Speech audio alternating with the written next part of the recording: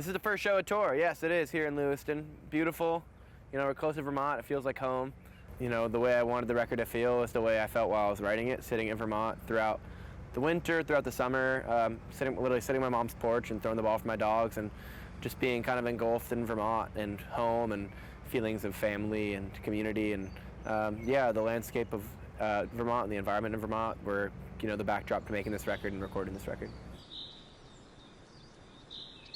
Yes, Penny is here. She's a little bit moody. She's kind of a diva. Her manager is super tight with her, so doesn't let her go anywhere. Yeah, it's a real like Britney Spears situation right now. But we're hoping that we can, yeah, we can free Penny.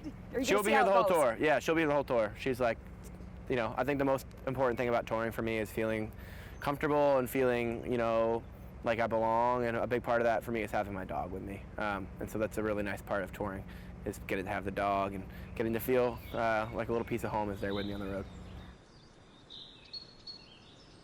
I feel like sometimes it makes me sad to remember how I felt when I wrote those songs, but when I see the people singing them and when I see people connecting to them and feeling them like in real time, it reminds me of why I did it in the first place, which was to connect with people, and it makes me feel really proud and grateful.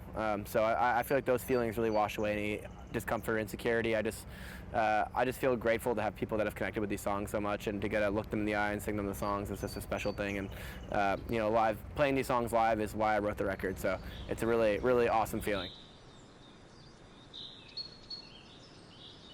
Yeah, you know, there's no such thing as an overnight success. It's usually like at least 10 or 11 nights. But no, I've been touring since 2017. I've been touring for a long time, and I've really paid a lot of my dues, I feel like, in terms of playing small rooms and moving to bigger rooms. And, you know, I've been really grateful to have an audience that's been willing to grow with me, and there has been a lot of growth in the past year and a lot of big steps made, but I'm grateful for my past experiences touring that have kind of prepared me for these moments, and I don't feel like a deer in headlights. I have been waiting for this my entire life, and I feel like I deserve it, and I feel like I'm going to reach out and grab it in the way that I really want to, and you know, just taking advantage of the opportunity and not letting it scare me, and just being grateful. It's all really good, you know. It's not like a bad thing to be playing for more people, and just being excited by that instead of intimidated by it. And you know, I'm grateful for all the new fans, and I'm incredibly grateful for the old fans who, you know, listened to me when I was making more pop-centric music, or making music that felt like it had a different sonic element to it, and being willing to grow with me and change with me and be along for the ride and adjust in the way that I've adjusted. It's a really cool thing to have a fan base that's so willing to be down to clown. Joy is just a joy. She's the most special person I've met in this business. I just am lit up every time I see her, and you know, we've collaborated a few times before. She basically just invited me over to her house, and you know, I don't know if I'm supposed to say this on air, but she got me really high, and I was really high, and we finished a song together. She had already kind of created this amazing song, and I really just wrote a verse. You know, it was really all her. I wrote a verse, and we cut it there, and she was a producer of the session, and we just hung out and talked about life, and you know, she just makes you feel at ease and comfortable, and I really appreciate that about Joy, and it made the process really easy, and I'm grateful that I get to watch her perform every night. She's an amazing performer and just an amazing person to be around.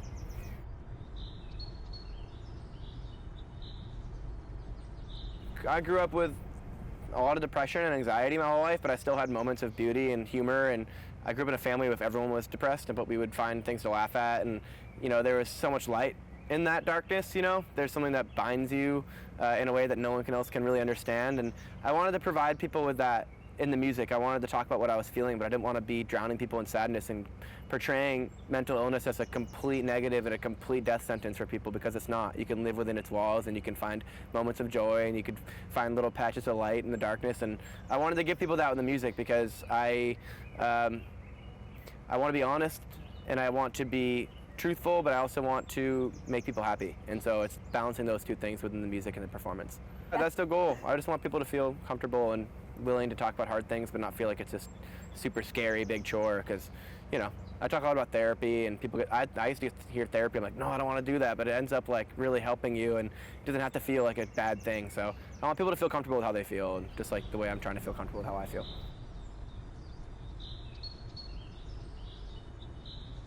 Yeah, I was a valet at the Hanover Inn, you know, this like nice upscale hotel with all these like rich parents of Dartmouth students coming and dropping off their Lexuses with a kid who couldn't barely drive. You know, there was no driving audition. They were just like, can you drive? And I was like, well, yeah, of course. The money's good. I can do anything. And I ended up crashing a car. I crashed an Infiniti into a pillar in a parking garage, and I had to walk up and tell my boss, who was a that I crashed my car. And it was like the worst day of my life because he was waiting my entire time there for an opportunity to be like, you stink, and I stunk, and I messed it up. And I went and I told them, and he got mad at me, and they didn't fire me. They did something worse. They had the owner of the hotel walk by the valet stand every day and ask me if I'd learned to drive yet. And then I got a record deal, and I said, F you, I'm out of here. So it was easy as that. Do you ever just send them things like? No. I look back at a lot of people in my life, you know, a lot of like people talk about like no one ever said I would make it, or like going back and like flexing at everybody, and I was a jackass most of my childhood. I was bad at my job. I was lazy. I would lie to the people whose bags I was carrying to get them to tip me more. So I didn't feel like I have any ground to stand on in terms of coming back and saying like, you know, screw you or anything. They treated me as fairly as they could given the way I behaved. So I was grateful for the job, and I'm very grateful to not have the job anymore, for sure. Well, thank you so much. Thank you for taking the time with us today, and thank you for performing tonight and your music. It's my pleasure. Thank you for the questions. I appreciate it.